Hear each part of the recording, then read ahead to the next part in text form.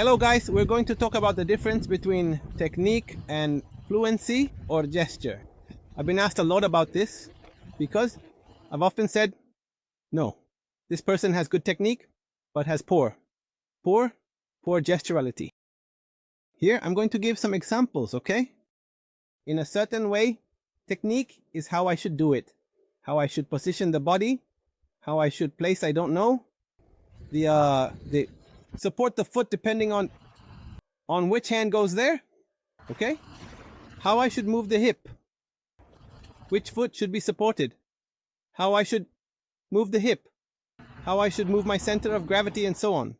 So for example, here we're going to see that I'm going to use myself. I'm going to do a step here that is technically perfect. I mean, I place the foot correctly, I go well with the hand, I go well with the feet as it should be, but I did it gesturally horrible. And why?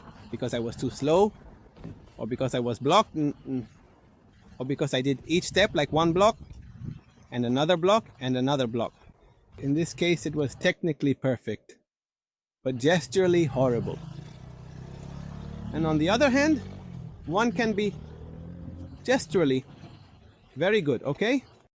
One can be gesturally very good, but technically horrible. For example, here, I'm going to use myself as an example, right? Here I'm doing something that is gesturally very good, you know?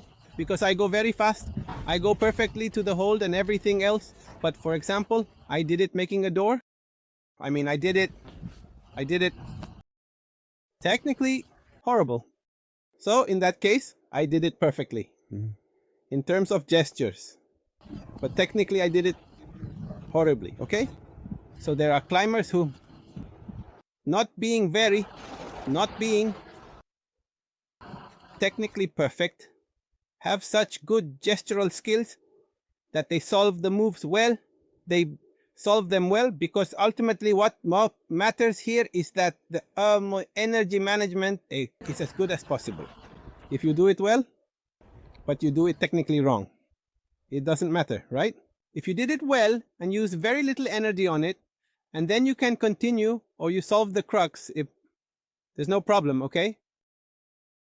And the other side of the coin, or rather how people should do things, would be to be both gesturally perfect and technically perfect. And here we go back to using myself as an example, okay? In this case I can do it technically perfect because I know which foot needs to move. I know the hip that is based on how I position my center of gravity, with which hand I go, with which foot I support, how I need to position the hip, etc. But besides that, when I do it smoothly. And that is expressiveness, being fluid in what one does, okay? So if you do it technically perfect and expressively perfect, the amount of energy you use for that is zero, okay?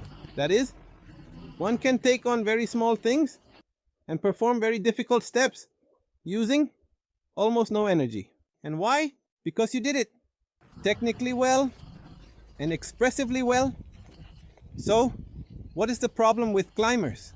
The problem is that the technique is learned relatively quickly. I would say it is learned well, okay? But when they do the moves, they do it very much like a hydraulic jack. I tell them, guys, don't be like a hydraulic jack. I mean, don't be like that where you go pack. No, it has to be a fluid movement. And that means being expressively perfect. For example, I have many guys who have been climbing for many years, okay? And technically they do it very well, right? But expressively they are horrible. They do everything slowly, they get stuck a lot, etc., etc.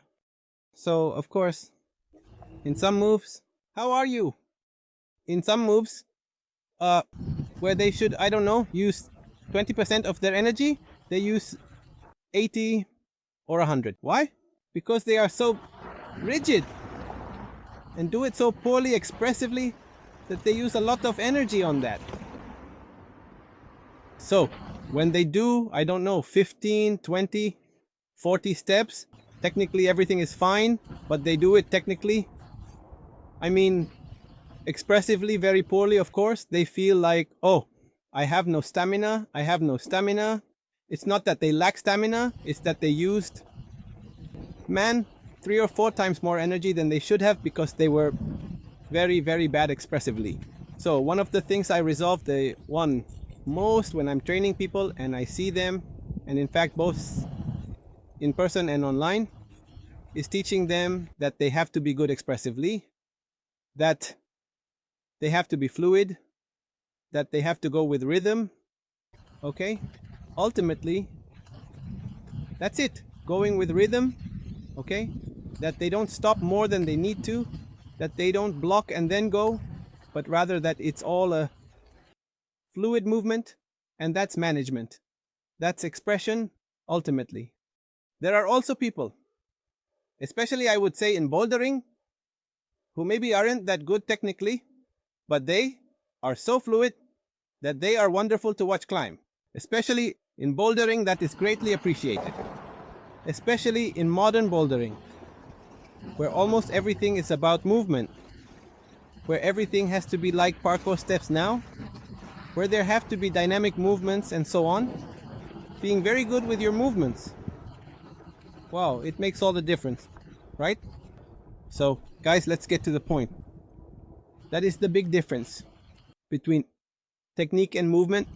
Technique is how biomechanically you have to be positioned so that the move is as it should be, and movement is about being fluid, just like that. Now, movement doesn't mean that everything has to be done dynamically, because a dynamic move, for example, is an unbalanced step. Okay? You have to be careful with that. A dynamic move is an unbalanced step. Okay? In which one has to be quick. Okay? Obviously, someone with very good movement can do it wonderfully. But movement is given.